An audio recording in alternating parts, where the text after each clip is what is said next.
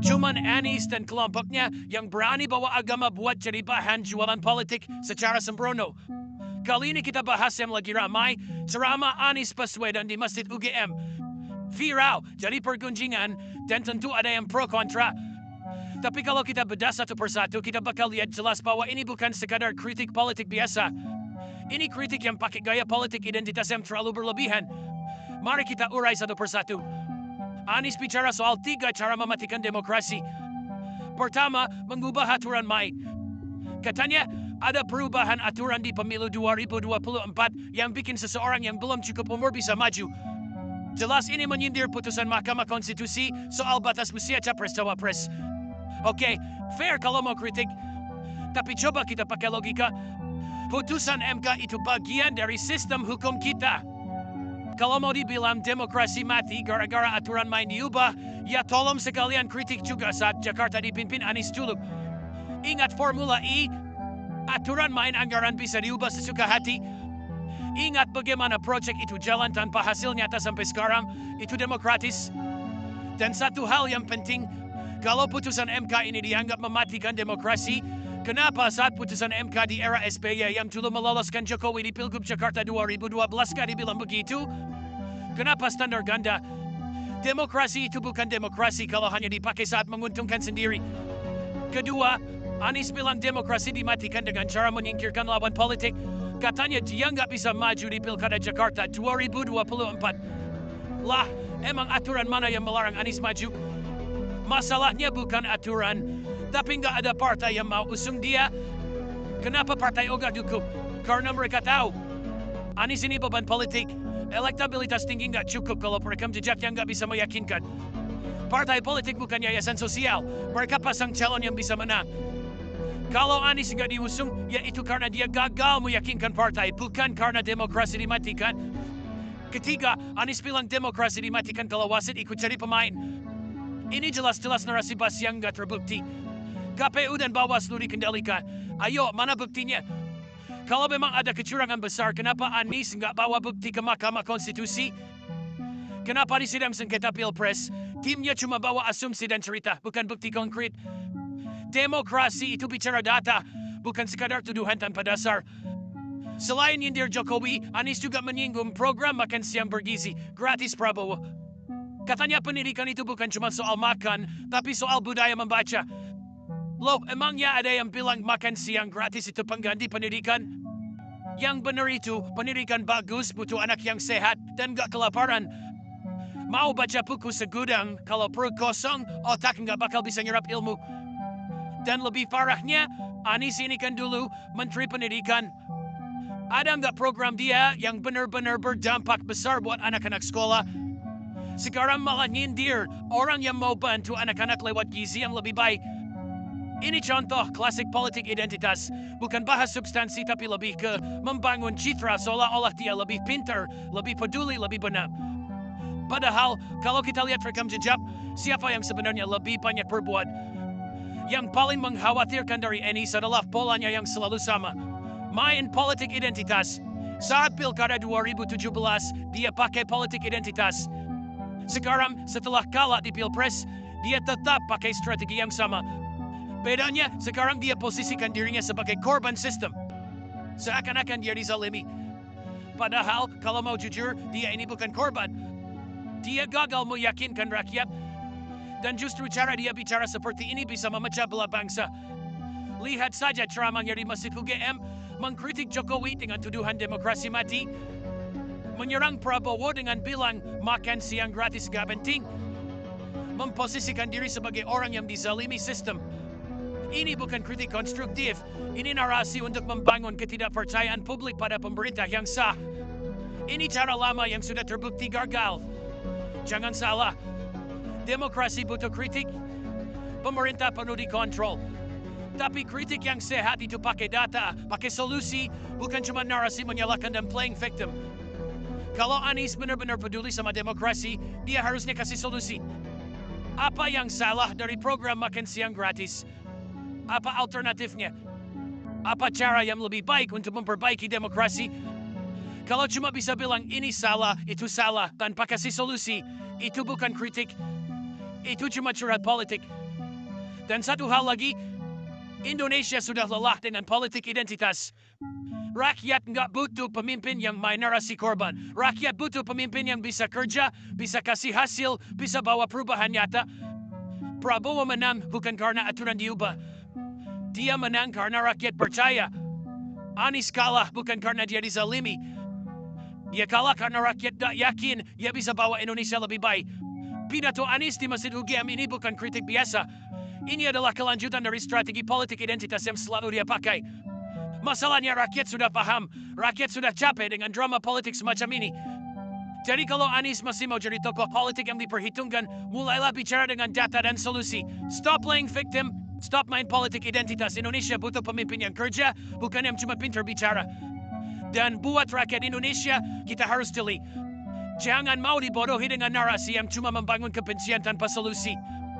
Kita butuh kritik yang membangun, bukan kritik yang hanya mencari simpati. Indonesia maju bukan karena banyak yang mengeluh. Indonesia maju kalau semua mau bekerja. Setelah kekalahan di Pilpres, alih-alih introspeksi dan membangun strategi politik yang lebih matang, Anies malah kembali memainkan peran yang sudah sering dia mainkan. Mental korban. Dulu saat Pilkada Jakarta 2017, dia memanfaatkan isu agama untuk meraih suara. Saat menjabat, dia sering menyalahkan pemerintahan sebelumnya atas kegagalannya sendiri. Sekarang, setelah kalah di Pilpres, dia berusaha menggiring opini bahwa dirinya adalah korban sistem yang tidak adil. Ini pola yang sudah terlalu sering kita lihat. Bukan strategi politik yang inovatif, tapi lebih ke jurus lama yang diulang-ulang. Kalau memang mau bilang demokrasi mati, kenapa tidak dari dulu? Kenapa tidak saat dirinya sendiri diuntungkan oleh sistem? Kenapa baru sekarang setelah kalah? Mari kita lihat beberapa fakta yang menunjukkan bahwa narasi Anies ini hanya sekadar retorika kosong. Anies sering menyebut bahwa demokrasi dimatikan karena adanya putusan MK terkait batas usia capres-cawapres. Tapi apakah putusan ini cacat hukum? Tidak. Faktanya, keputusan MK adalah bagian dari mekanisme demokrasi yang sah.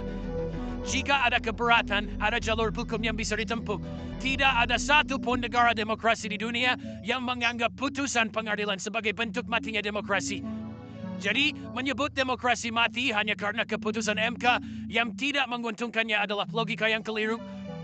Anies mengeluh bahwa dirinya sulit mendapat kendaraan politik untuk Pilkada Jakarta 2024. Tapi, apakah ini karena ada campur tangan pemerintah? Tidak. Faktanya, tidak ada satupun partai besar yang tertarik mengusung Anies. Kenapa? Karena selama menjabat sebagai gubernur DKI, tidak ada prestasi yang benar-benar monumental. Karena elektabilitasnya terus merosot setelah Pilpres. Karena partai politik melihat lebih banyak risiko dibanding manfaat jika mengusungnya. Jika Anies memang kandidat yang kuat dan disukai rakyat, partai pasti berebut untuk mengusungnya. Tapi faktanya tidak demikian. Salah satu kritik Anies yang paling disorot adalah pernyataannya tentang program makan siang gratis Prabowo. Dia bilang pendidikan itu bukan soal makan, tapi soal budaya membaca. Ini pernyataan yang sangat tidak masuk akal. Bagaimana anak-anak bisa belajar dengan baik kalau mereka lapar? Bagaimana mereka bisa fokus kalau gizi mereka buruk? Bagaimana mereka bisa membaca kalau kondisi kesehatan mereka tidak mendukung? Faktanya, banyak negara maju yang menerapkan program makan siang gratis sebagai bagian dari kebijakan pendidikan. Finlandia, Jepang, Korea Selatan, semuanya memiliki program serupa. Lalu kenapa Anies meremehkan program ini? Karena dia tidak punya solusi tandingan. Lebih mudah menyerang program orang lain daripada merancang program yang lebih baik. Politik identitas yang dipakai Anies sudah tidak efektif. Kenapa? Karena rakyat sudah semakin pintar. Dulu mungkin banyak yang percaya bahwa Anies adalah tokoh yang memperjuangkan keadilan dan perubahan. Tapi sekarang rakyat sudah melihat bahwa narasi itu hanya sekadar kemasan tanpa isi. Saat Pilpres, dia gagal membawa gagasan besar yang konkret. Saat debat, argumennya lebih banyak menyerang lawan ketimbang menawarkan solusi. Setelah kalah, dia tidak introspeksi, tapi malah terus-menerus membangun narasi bahwa dirinya adalah korban. Politik identitas hanya efektif jika masyarakat masih mudah diprovokasi. Tapi sekarang, rakyat Indonesia sudah lebih sadar dan lebih kritis. Anies dan para pendukungnya harus mulai belajar satu hal. Indonesia tidak butuh politisi yang hanya pandai bicara, tapi tidak bisa bekerja. Jika ingin tetap relevan di dunia politik, Anies harus mulai berhenti memainkan mental korban. berhenti memanfaatkan politik identitas. Mulai membangun gagasan yang nyata dan solutif. Demokrasi Indonesia masih sehat. Yang mati itu adalah strategi politik yang basi dan usang. Rakyat butuh pemimpin yang bisa bekerja, bukan yang hanya bisa berpidato. Rakyat butuh solusi, bukan sekadar kritik kosong. Rakyat butuh masa depan yang cerah, bukan narasi keluhan yang terus diulang. Indonesia sudah move on. Sekarang giliran Anies untuk mengejar ketertinggalannya. Mari kita bicara fakta sederhana. Siapa yang masih percaya dengan narasi Anies? Dulu, Anies punya basis massa yang besar, terutama dari kelompok yang merasa dirinya oposisi. Tapi setelah Pilpres 2024, pendukungnya mulai tercerai-berai. Kenapa? Karena mereka sadar bahwa narasi perubahan yang dibawa Anies tidak punya substansi. Selama kampanye tidak ada gagasan besar yang membedakannya dari lawan. Saat debat, dia hanya sibuk mengkritik tanpa menawarkan solusi konkret.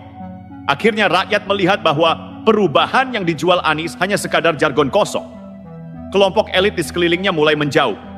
Banyak politisi yang dulu mendukungnya kini mulai berpaling. PKS memang masih setia, tapi mereka juga mulai ragu apakah Anies bisa tetap relevan untuk Pilpres 2029. Nasdem sudah mulai bergerak sendiri karena mereka paham bahwa mendukung Anies tidak lagi menguntungkan secara politik. Pendukung akar rumput mulai kehilangan kepercayaan. Setelah Pilpres, banyak pendukungnya yang kecewa karena Anies tidak punya strategi jelas untuk ke depan. Alih-alih membangun gerakan politik yang lebih solid, dia malah terus-menerus bermain drama korban. Rakyat bosan. Mereka ingin pemimpin yang bisa memberi harapan, bukan sekadar mengeluh soal sistem. Jadi, apakah Anies masih relevan? Jawabannya, hanya jika dia berubah. Jika tidak, dia hanya akan menjadi tokoh politik yang perlahan dilupakan. Mari kita luruskan satu hal. Demokrasi Indonesia tidak mati. Justru semakin kuat. Kenapa? Pilpres 2024 adalah yang paling kompetitif dalam sejarah. Tidak ada calon yang menang mutlak di putaran pertama. Artinya pemilih semakin kritis dan tidak mudah terpengaruh oleh propaganda kosong. Ini membuktikan bahwa demokrasi di Indonesia hidup dan sehat. Pemerintahan Prabowo di bawah pengawasan ketat. Dengan banyaknya oposisi yang aktif, tidak mungkin ada pemerintahan yang bisa bertindak sewenang-wenang. Justru inilah esensi demokrasi. Pemerintah bekerja, oposisi mengawasi, rakyat menilai. Politik identitas semakin kehilangan daya tarik. Rakyat mulai lebih peduli pada program nyata, bukan sekadar retorika agama atau isu minoritas.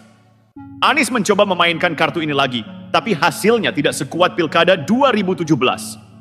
Artinya Indonesia sedang menuju politik yang lebih rasional, lebih sehat. Jadi kalau ada yang bilang demokrasi mati, ya kita bisa jawab, yang mati itu strategi politik kuno yang tidak lagi laku. Anies dan pendukungnya punya dua pilihan. Tetap memainkan mental korban, terus mengeluh, dan akhirnya ditinggalkan rakyat. Berhenti meratap, mulai membangun gagasan baru, dan benar-benar menjadi tokoh perubahan. Sejarah sudah membuktikan, rakyat Indonesia tidak suka politisi yang hanya bisa mengeluh. Megawati kalah di 2004 karena hanya mengandalkan nama besar tanpa strategi konkret. Prabowo kalah 2 kali sebelum akhirnya bisa menang karena terus beradaptasi dan belajar dari kesalahan.